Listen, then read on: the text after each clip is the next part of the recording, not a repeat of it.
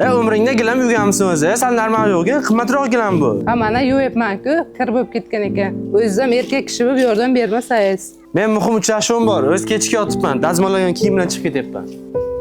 Ha, pocha nima bu janjal? Tinchlikmi? Ye, Lazbek yaxshimisiz? Maziz yaxshimi? Zo'rni pocha o'zi. Kel, uka, keldingmi? So'fra chashmayapsizmi? Bor, sen dasturxonga choy qo'y. Qiymat mehmon. Xo'p, bo'la. Lazbek yaxshimisiz? Yaxshimisiz pocha? Pocha nima bu ahvol janjal bo'lib yotibdi? Yo'q, bizda janjal bo'lmaydi. Prosta sal qimmatroq gilamayapti, yaxshi yuvolmayapti. Yo, yaxshi yuvmayotgan bo'lsa, hozir 50 gradus opamni ishlatayotganingiz yaxshimi hozir? Men kun bo'yi ishda bo'lsam, kim yuvadi boshqa? Siz hali xabaringiz yo'qmi deyman-da? Nima? Yuring, sizni bir joyga olib boraman. Pocha, qo'ri opamni qiynab yurgan ekansiz-da. O'zi qayerga olib keldingiz o'zi? Qarang, bu joy Xayrobodda joylashgan, pokiza gilam yuvish joyi bo'ladi. Bitta telefon qilsangiz, o'zlari uyingizdan olib, yuvib, uyingizga olib borib berishadi. Dastlabki xizmatlari ham mavjud.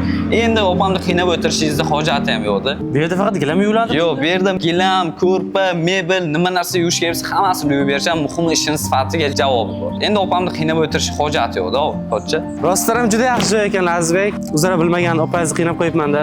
Ko'rdingizmi pocha, bu joy juda ham yaxshi. O'zlari kelib olib ketadi, o'zlari olib borib ham qo'yishadi. Endi bu yo'g'iga opamni qiynab qo'ymang. Nima muammongiz bo'lsa o'zimga ayting. Chunki demak opamni juda ham yaxshi ko'raman. Bilasizku, opam men uchun qadrli insonlar. Barakalla, boringizga shukr. Sizda ukalar ko'paysin azizjon.